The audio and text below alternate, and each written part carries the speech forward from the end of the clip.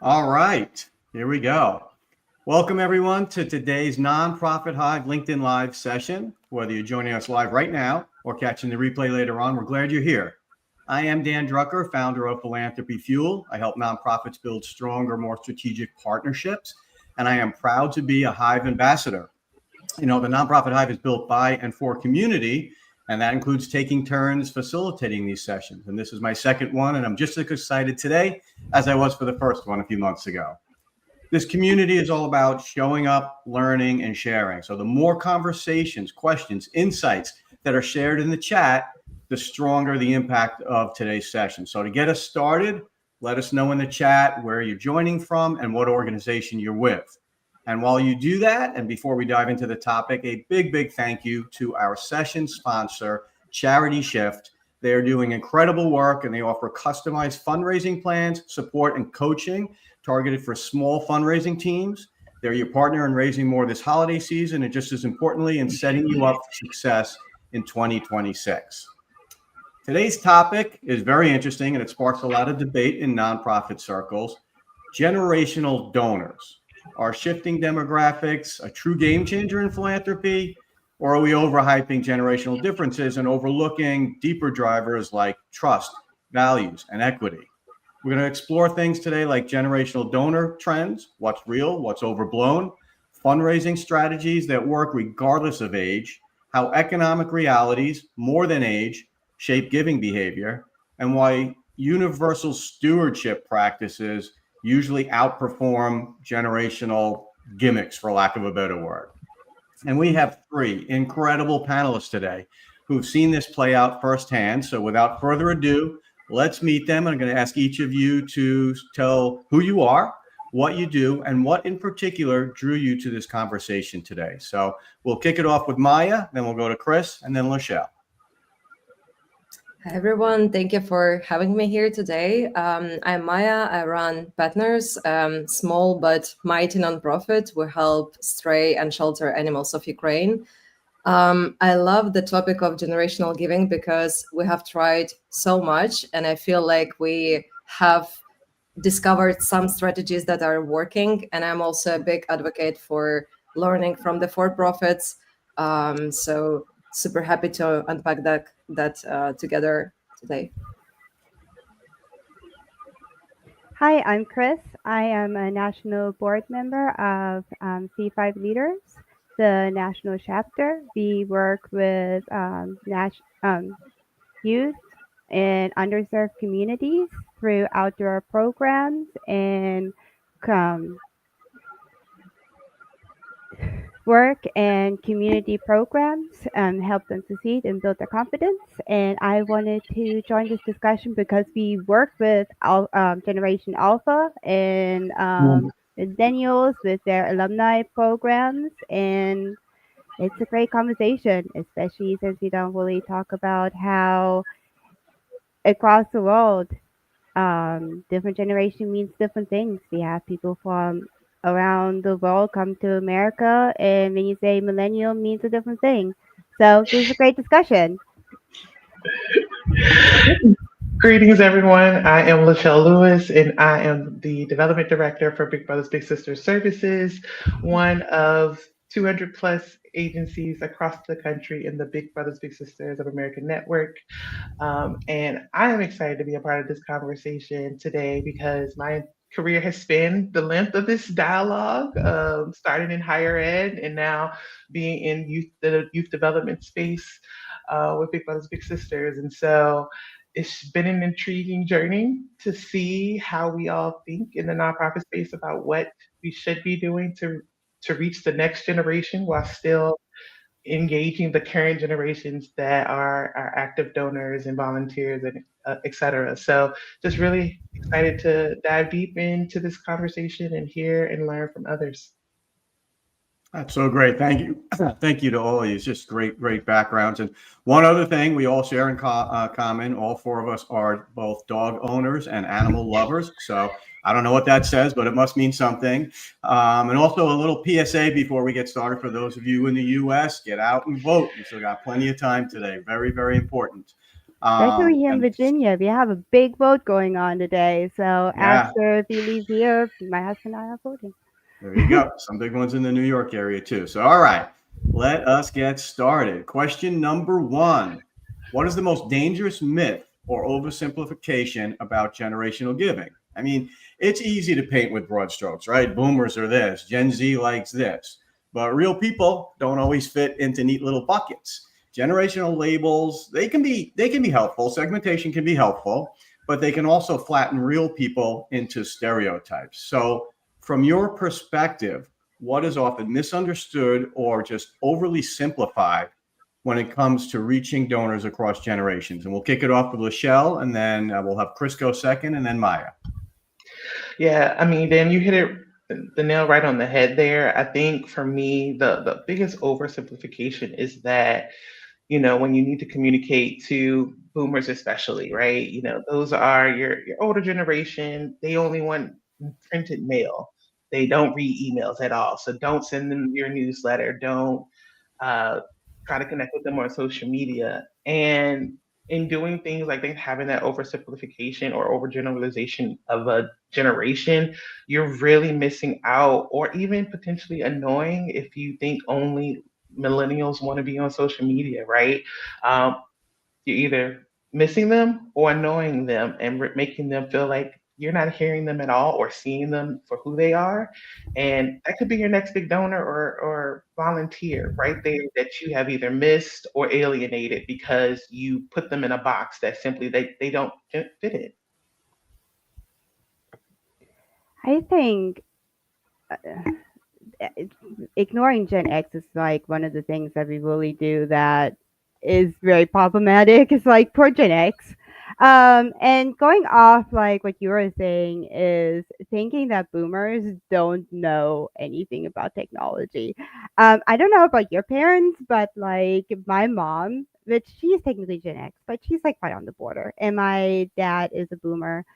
They're on the computer more than I am, or their phones more than I am, and it's like they have Instagram, they have Facebook.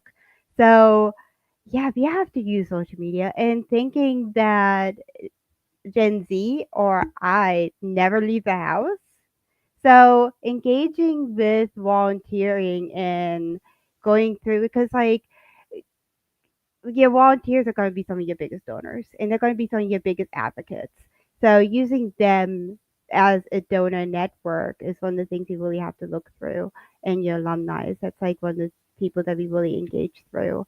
Um, Not using those resources. So really kind of going through and looking like, hey, this with this generation, this works. How can we apply that to another generation? Because we still all have the same process of wanting to help, so we can apply across the generations. So I think that's a big danger that we do, is just putting people in a box and really thinking about media literacy not being applicable. It's like, hey, my mom sends me things off Instagram all the time. It's like finding things like, hey, this organization would be great, do you support this? So yeah, fully agree. Totally agree on all of the points, especially about, putting the whole generation into one tiny box that would never fit their entire personality of each particular person. I think it leads to us as a sector developing really weak and safe strategies, and not launching more experiments, and not, being just more brave in how we express ourselves and our mission. I think one of the biggest things right now that I'm witnessing a lot is, we will take care of, nurturing and speaking to Gen Zs as they grow up, or as they enter the workforce, as they become more financially dependent. But the thing is that they will not talk to us if we just, wait for them to kind of become a donor. I think a lot of organizations are doing really great work with Gen Zs at the moment, with in getting them involved in advocacy. If they're not yet ready to commit financially, let them advocate for you, let them volunteer with you, and then they will enter their donor journey. It won't happen in a vacuum. It will only happen if we as a sector start talking to them already and help shape this new generation of donors and not wait for them to shape themselves. Those are really, really great points. And especially, when you start talking about Gen Z, I know there's a lot of, opinions on what they want. And if we get to a bonus question later on, we'll focus on them. I did forget when I agreed to do this that I was going to be lumped in continuously with the older generation. So I'll just have to handle that on my own. What I hear from you three is labels, while they can be a little bit useful, it's kind of lazy if we just stop there. If we just assume a donor's values, capacity, motivations are based on age alone, we risk missing out on what really drives action, right? Which we all know. It's shared purpose, it's trust, it's relevance, it's a desire to enact change. So before we get to question number 2, I had actually just wanted to share a stat that I read from a Jim Langley post a few weeks ago. It was from the National Philanthropic Trust and said the average age of a donor in the US is 64. The average annual household giving by generation from most to least, they listed it as the silent generation first, then boomers, Gen Z, Gen X, and millennials. So just kind of interesting food for thought there as we go along with this discussion. So let's move on to question number 2. What drives giving more, age or values, age or generation, or values, access, and financial reality? So how much does age really matter? And what role do things like digital access, economic insecurity, lived experiences really play in giving? So let's start off with Chris on this question, and then we'll go to Maia and then LaChelle. I would say values. You can be rich and not give to anybody. We see that all the time. I don't see too many billionaires giving all their money to charity. Also, donations don't always mean just financial. It means time as well.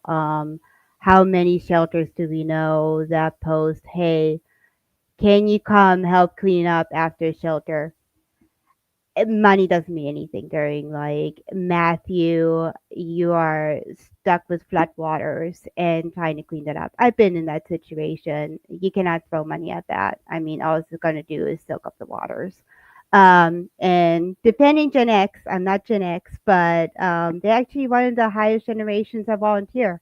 I was actually on the development guild, I believe, and that was a statistic they had. I had no idea, and I'm not surprised. My mom is volunteering all the time. I keep bragging about my mom. I can't help it. But also with galas, you see a lot of the boomer generation there and donating through that. And that's a whole different donation level, spending money there and spending that time there too, because that's also kind of raising awareness. And then Gen Z sharing the post, sharing their stories. Storytelling is so important.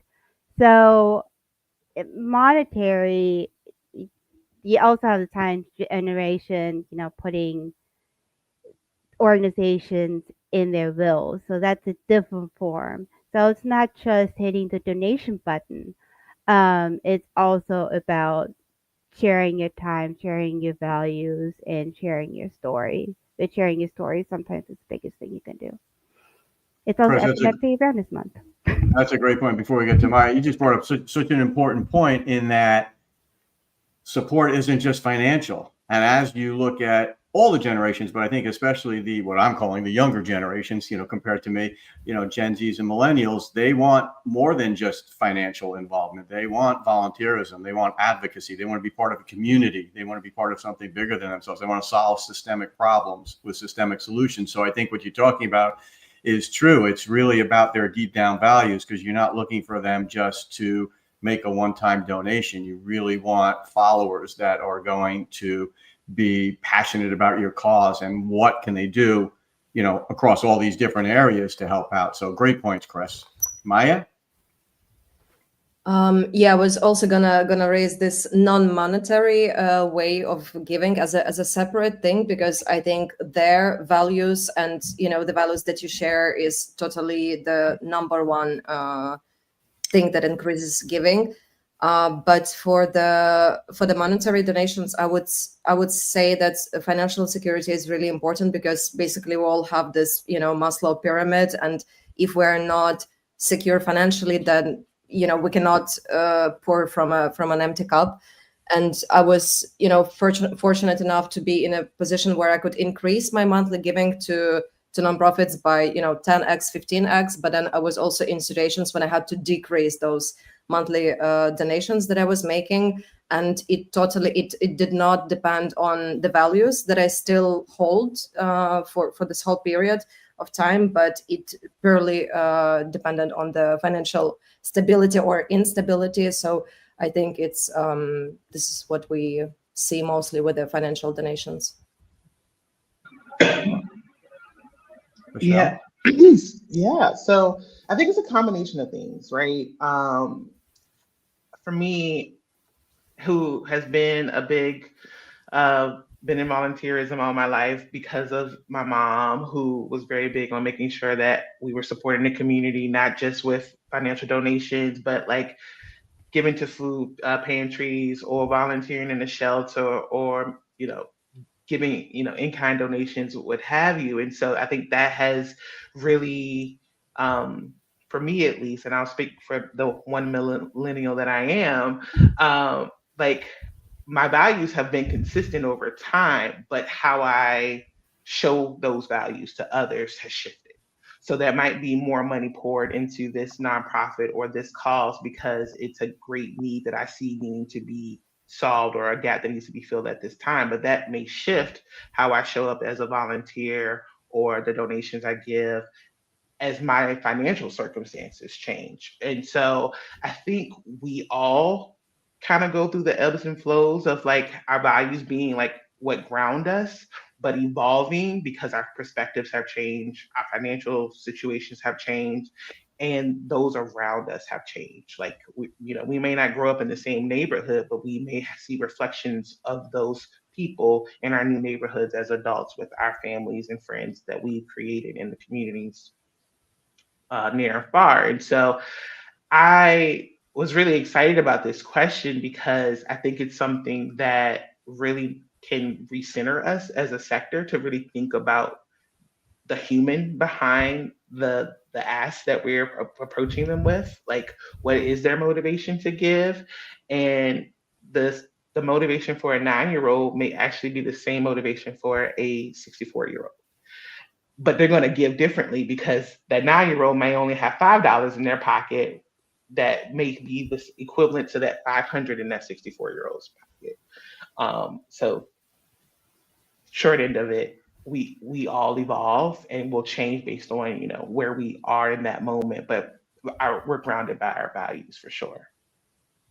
Yeah, I love that example, LaChelle, because it's also, you talk about the 9-year-old, $5 to a 9-year-old is like their life savings potentially, right? So the passion they're feeling for what they're giving for is just huge compared to someone who may have, millions of dollars and writes a really nice check and it's important to them, but it's not the same thing. So I think we've got to really look at where people are in their lives. And I think, that's why giving, and what I'm hearing from you all, giving is really as much about context and as it is about identity, life stage, financial pressures, digital comfort, lived experiences. They all shape generosity, but they don't always line up with generational buckets. So I think as nonprofits, we need to meet people where they are, not necessarily where a trend report says they should be. So we are halfway through the 4 main questions. A little bit of a reminder about the chat. If you have questions, stories, points to make, something resonates with you, drop them in the chat. There are so many varied experiences and perspectives in this audience. Don't be afraid to share them. I do know the chat is hopping. I saw Tim Parsons, sharing some Billie Eilish lyrics in there. So I guess we got a good conversation going. But let's move on now.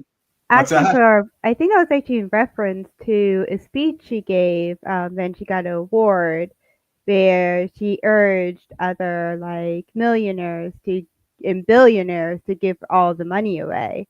And that was brilliant. Actually, was thinking about it, and I was like giving my little speech that why are people billionaires when people are struggling? So it's brilliant point that he was making. So thank you for that, Tim. Good stuff, really good stuff. And that's worthy of a conversation on its own. No question about it. So question number 3, what's working right now to build trust and engagement across generations? So beyond kind of this targeting, beyond generational gimmicks, tied to stereotypes, what is actually helping you build real connections across generations? So we'll kick it off with Maia, then go to LaChelle and Chris. I think we're within this conversation, we're onto something about advocacy and non-monetary involvement. This is exactly the topic that I wanted to raise about what is working. And now it kind of ties back together with, many of us are going through through financial insecurities. There will be more financial insecurities in the world. So I think it's really important to have this big piece of our attention to advocacy campaigns. For us at Petners, what we have done is when we saw that people are, coming to us and they love the mission, they want to get involved, but they might not be, ready to contribute in a monetary way. We just ask them to spread the word. They do. Most of the times they do, because it's a no-brainer. I can share something, you have a campaign, I will just share it. And then what we found ourselves in is we were entering closed circles of friends. And whenever we hosted an event or something, people were coming in groups. So a donor that has been supporting this campaign of ours came with a donor that has been supporting this campaign or this program of ours, and they know each other, and they actually learned about Petners from each other. I think this is really powerful, and this is the way to kind of spread your reach as far as possible, while also keeping it, for some it's important to keep it local, for some it's important to keep it in closed, safe communities. But also to this point, I think merch is underrated in our sector. We have printed some merch, and people are not only hunting for it because we did. Chris is showing a great. Sorry. Do it. You're illustrating the point really, really well. I think people are really open and really willing to carry your mission, and people love having statement t-shirts and so on. I wear statement t-shirts all the time of my nonprofit and other nonprofits. So I think this is very underrated, and it's not a huge budget that you need to kind of get it going. But other than that, I would say that the for-profit sector, all the brands with millions in marketing budgets are trying to figure out the same thing right now.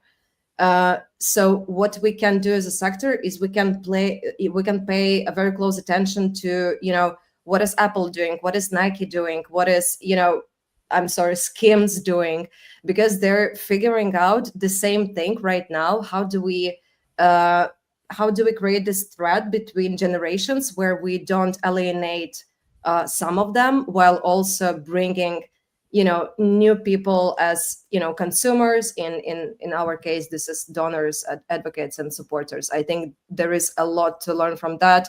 There are closed communities, there are tiny micro events happening for skincare brands, fashion brands. I think this is what we can quite easily implement or try to implement into our marketing and comms strategies. Wow, there was so much in there, Maia, to unpack. That was awesome. I mean, you talk about merch, and I know we laugh about it a little bit as I'm sitting here drinking out of my nonprofit Hive mug. This is good. I use it all the time. Yeah, absolutely. But I think merch is important. I work with an organization, a social enterprise / nonprofit called Cherry Willow Apparel, and they're attacking the homelessness problem. They're doing it through wearable advocacy.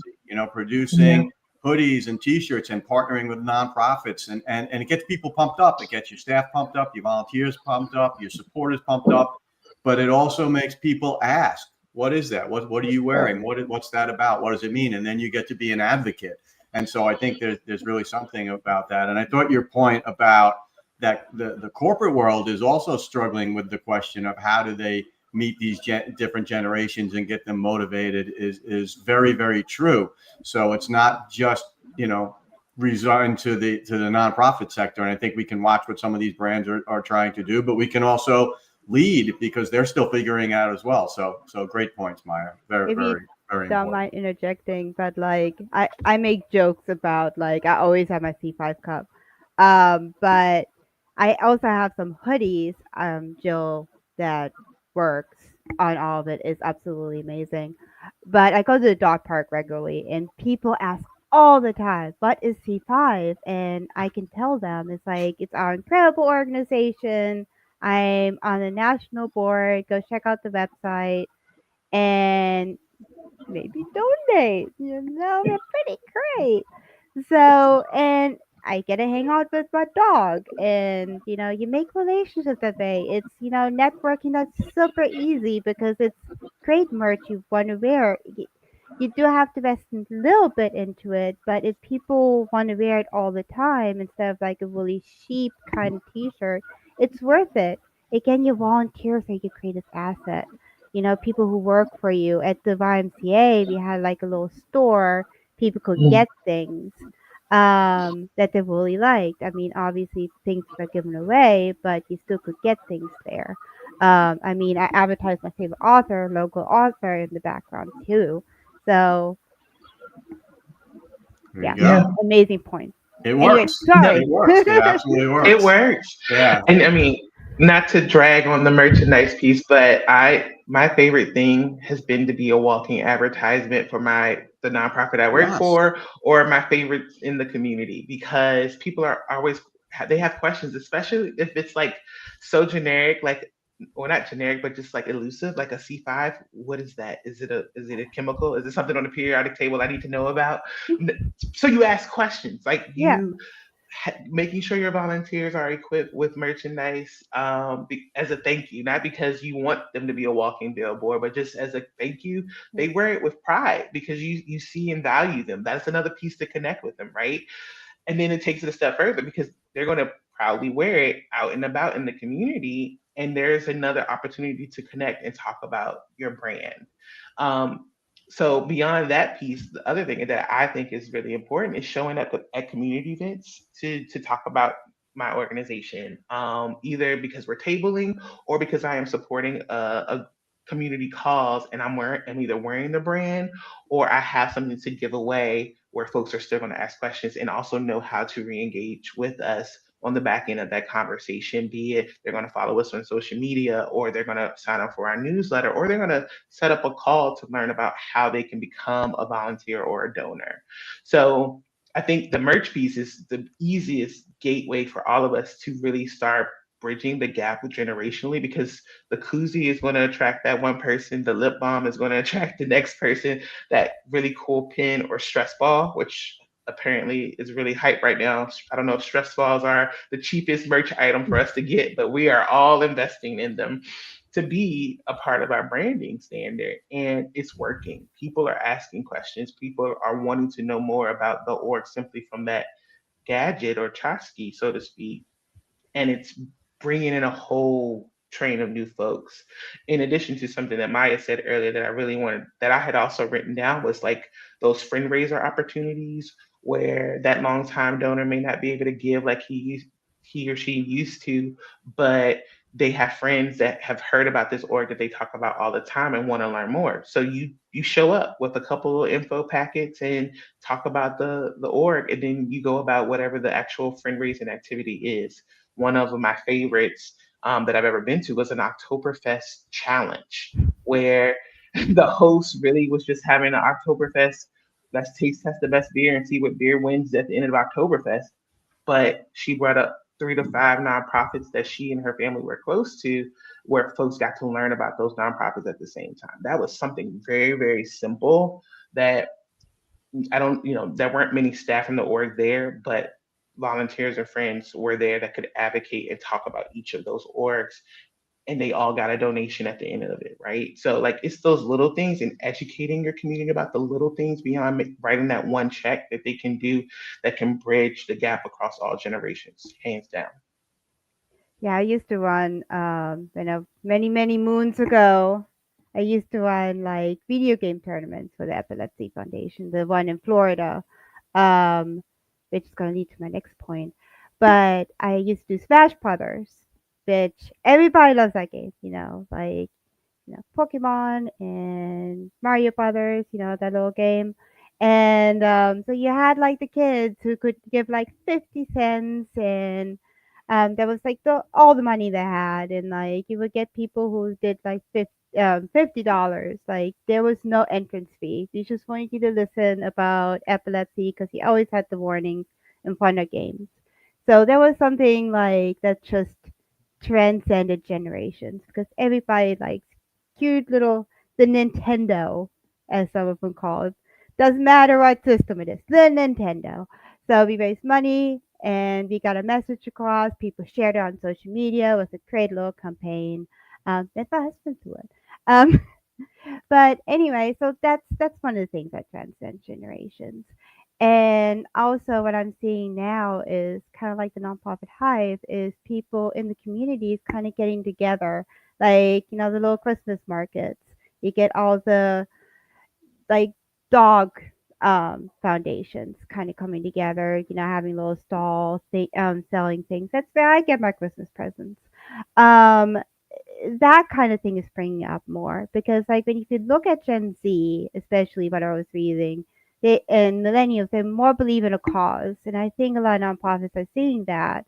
And they're trying to get that engagement. They're working together because like they realize that's how you're going to get more of the money if you're working as a community and you're sharing your resources because everybody is trying to help a cause. Like nonprofits aren't as selfish as corporations. We don't have that luxury. Like C5 works with Knowles, which is an outdoor nonprofit.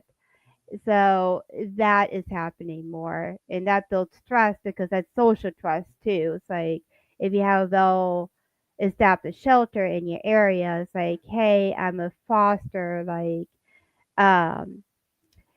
London Sanctuary is a really great organization back in Florida. They foster hounds, and we all love hound dogs. And they work with shelters all over the area, so people recommend them. It's like, hey, I've worked with them before, so basically that social proof, sharing funding, and that kind of thing is happening more. So, also great merch, obviously. So many great points, Chris, because I think people want to be seen and heard and valued. I don't care if they're 26 or 76, but you bring up, Gen Z and millennials. And I think what I've seen is they don't necessarily have an innate trust for institutions. I mean, nonprofits rank higher than corporations, which rank higher than governments, but still it's not great. And you made a great point. You said they believe in the cause. I think they believe in the cause more than the institution. So things like advocacy, word of mouth, education, bringing them into a community, all that plays into gaining the trust of these younger generations. I did see a question that plays into this from Han. He said, sometimes Gen Z is more concerned about ensuring that as much of their donations as possible go directly to the beneficiaries. And I think that's because they jump on a lot of crises type of donations, obviously earthquakes or different things that go on. And they want to make sure that they don't want to fund the kind of the corporate structure. They want to make sure the victims are getting the money. So how should we explain the necessity of overhead costs such as administrative and communication expenses? Does anybody want to take a shot at that? Because I would say it's educate. Maia, go ahead. I'll turn it over to you. You jumped into that one. But I'm curious about your point. I would say that's like from the response that we get from our supporters, they give to us because we are relatable. And I think this piece of being relatable is pretty much missing for so many organizations, especially the bigger ones, in a way that you're not sure how big the team is. And it translates to, I'm not sure how big the overhead is. I'm not convinced with the impact report. So I think transparency will play a bigger role, but also relatability when it comes to this is what it takes to run a nonprofit. Yeah, I think there's an educational component to it. I think, you guys talked about it earlier, educating Gen Z and Gen Alpha on philanthropy in general and how it gives. So this is just a part of it. And I think you can give some very specific examples about how investing in infrastructure pays off an even more impact. They want impact, right? So they just need to be shown how that plays. So I think it's probably an easier conversation with a Gen Z that may never have had that conversation versus someone who might have a jaded view and just say, well, no, you're wasting money. Your CEO's paid too much and all that stuff that we've heard in terms of that narrative. And I love the fact that you used the word relatable, because I did a webinar recently, and one of the slides was relatable is so much more important than impressive, right? I think in terms of attracting people. You've got to be relatable. Chris, you want to add something? Yeah, I think there's a great opportunity to kind of learn from previous generations and apply it to newer ones, because boomers and Gen X want the transparency, they want the numbers. We just have to figure out a way to take those and show it in a very easily digestible way, like infographics and factoids to Gen Z. It's just like they're used to doing reports and presentations and things that put you to sleep, like my dog is right now, but put a face to it, like show our faces, the marketers that make things come to you to show you what is actually happening behind the scenes and what number is attached to it, how that makes that impact.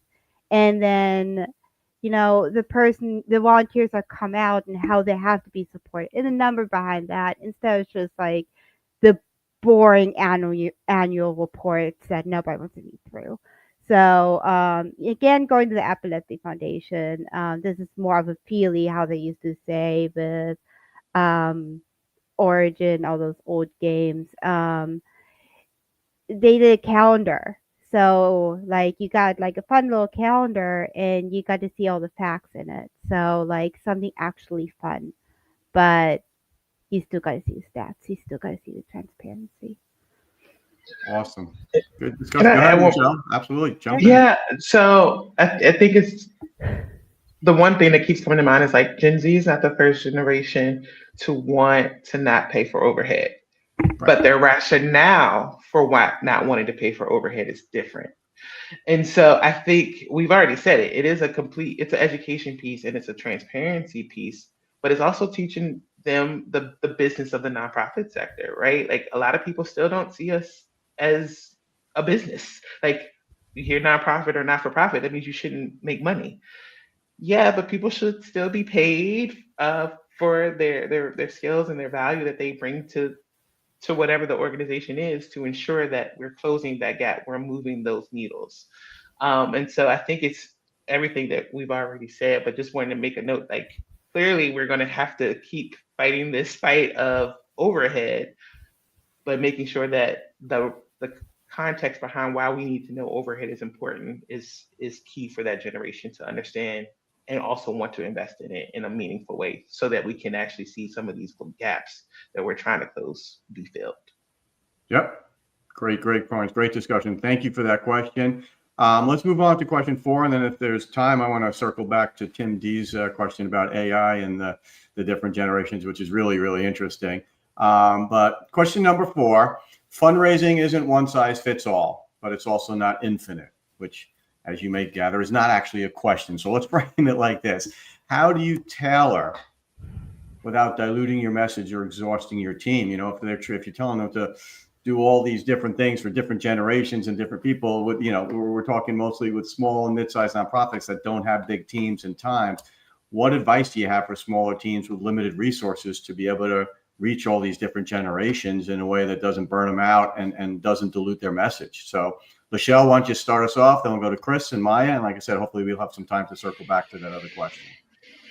Yes, and coming from a very small shop org, this is my life on a daily basis of trying to figure out how to best um, tailor our content to meet the desired generation, and it's hard.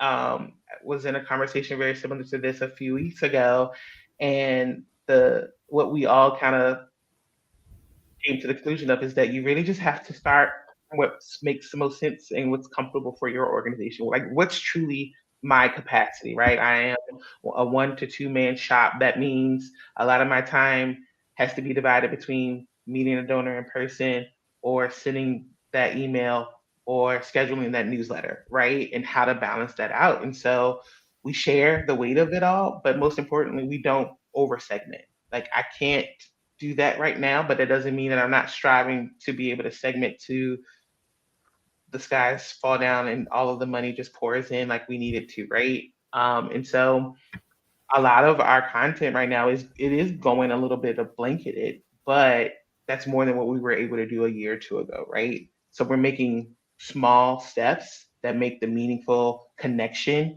to ensure that our donors feel like they're getting as much information about how their dollars are being spent, how their dollars are directly impacting our littles in the program, and what ways has their long-term or short-term investment really helped our littles grow in the in the classroom and improve on their behavior because we're just informing them in the best way we can at this point. And over time they'll see the transitions in having more impact messaging that goes out via mail than all of it coming via email because we have the capacity and we built those systems to ensure that we're not stretching ourselves too thin nor those dollars too thin to get those communications out. And it's all going back to the youth in the way that they want it to. It's not easy. I know it's a journey, but it's really starting for what makes the most sense for where you are and building on that over time. Awesome. Thank you, LaChelle. Chris? So I've been in many positions where I was a one-man army. So make allies in the community is one thing I would say. You go to networking events and just like, hey, we're a nonprofit. How can we work together? Was something I had to do, like work with the local newspaper to get out into small communities. I have been where it literally was like a desert. We were like this really small town. So we partnered up with like the local newspapers, like, hey, how can you get the word out on the sheep? How can we work together? How can we promote you?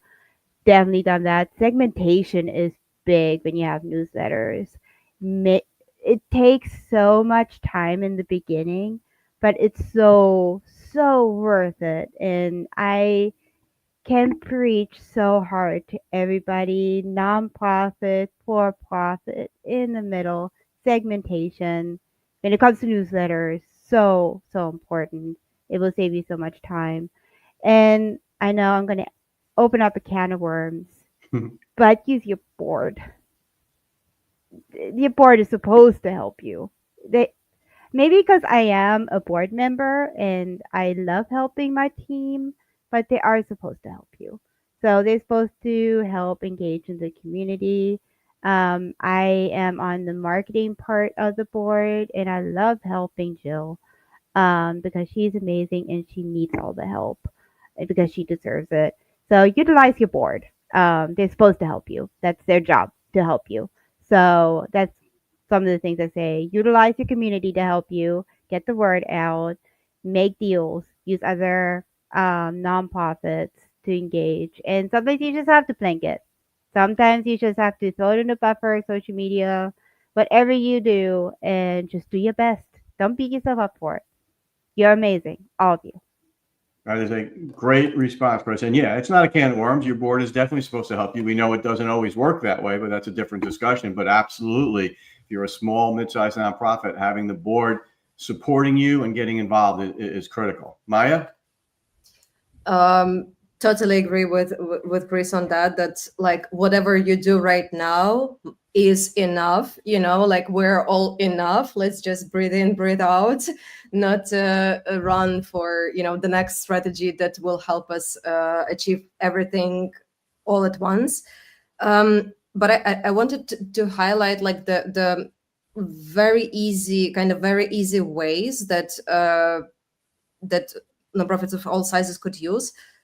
First of all, and I saw Amina in the chat mentioning that, surveying your donors before you start doing anything, because if you're at limited capacity, and everyone is, then you should be really laser focused. And how do you become laser focused? You just ask your donors, do they want an event? Will they even come to an event that you will throw so much time and money organizing? It will give a lot of insights into like what are some of the experiments that you can do. And then I would say when it comes to communications and marketing, a lot of people in the sector are overwhelmed with, should we be on TikTok? Should we create a YouTube channel? Should we be on Blue Sky, and so on?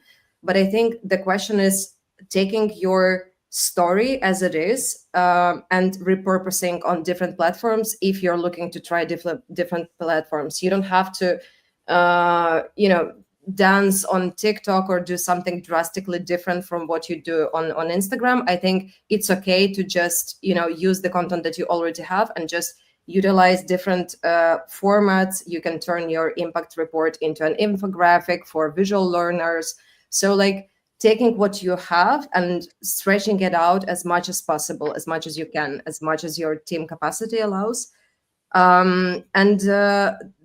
Like setting those experimentation cycles to see, okay, do we get the return on investment? Are we sure that this is something that we want to take into our playbook for the next year? I think, just tracking the experiments that you're doing and selecting what can you do next year and what can we remove to introduce another experiment is also something that keeps your team sane and, not working 100 hours. But then, as a person building AI for the nonprofit sector, I think we should implement AI as much as possible to basically take the team that we already have and take the maximum out of the people that we have, in the team on board. I think implementing AI makes sense, especially for smaller nonprofits, in a way that it just helps you do more with less. Awesome answer. And I think, and Chris, I also love what you said about using local media. That could be a whole session on its own. I wrote that down and underlined it. So it's just something I haven't really thought of. And, Maia with the AI question. So I was going to get to Tim's, but we're kind of running down on time. But yeah, there's a lack of trust from certain generations in AI and just from certain people, both inside the sector and for potential donors. And I think Maia nailed it. If you're using AI to be more efficient, to get more out of your limited resources, to do research, to kind of make your interactions more human, because you're learning about people and what's important to them, you're automating tasks that are taking you away from being face-to-face with donors and prospects in the community, then I think you gain trust. If you're trying to kind of shortcut it and you're using automation to try to build relationships and all your communications and things like that, that's where I think you lose trust. And I think that goes across any generation. But I do think the digital natives, like you said, Tim, are going to be more cognizant of that fact because they understand it a lot more. And they know when you're just, sending them an automated email that plugged in a couple of things that were scraped from their LinkedIn profile versus really trying to build a relationship. So happy to have that conversation offline anytime. I have done a couple of AI workshops, and it's very interesting in kind of the different experiences and expectations for it. So guys, this was a just wonderful conversation. Big thanks to LaChelle, Chris, and Maia for your insight, your candor, your shared experiences. So helpful to everybody in the community. And I think if there's one thread today, it's this. Yes, age and generations matter, but assumptions don't. Fundraising still comes down to trust, values, and human connection. Huge thanks again to our sponsor, Charity Shift. Without you, these forums cannot happen. So folks, please check them out at charityshift.ca. And thank you to the Nonprofit Hive team and Tasha and Nicole for making this happen. Please follow the Hive on LinkedIn and check out the nonprofithive.com for upcoming events and some pretty awesome content.